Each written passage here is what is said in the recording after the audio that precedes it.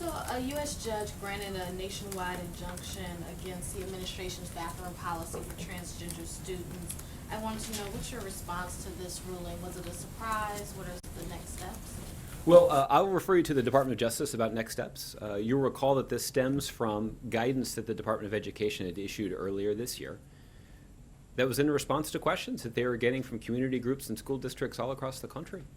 And the effort that was undertaken by the Department of Education was to collect best practices, to understand the experience of other school districts and individual schools that had implemented policies to address this particular issue. And this guidance was issued, again, in response to these requests for information and requests for advice. And the primary goal in offering this guidance was to ensure a safe educational environment for all students.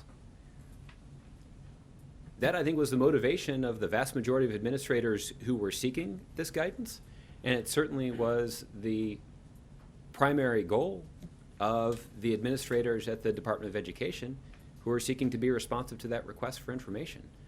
It certainly was not a mandate and was never described as such by the administration. I know it was described that way by some of our critics.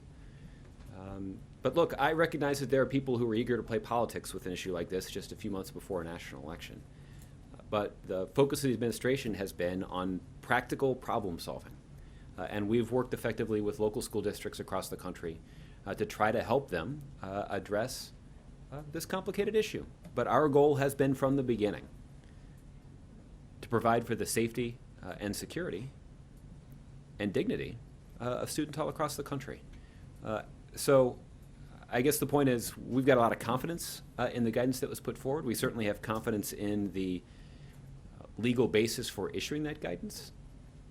But obviously we're respectful of rulings that are put forward by federal judges, and I'll let my colleagues at the Department of Justice speak to the next step in the legal process here.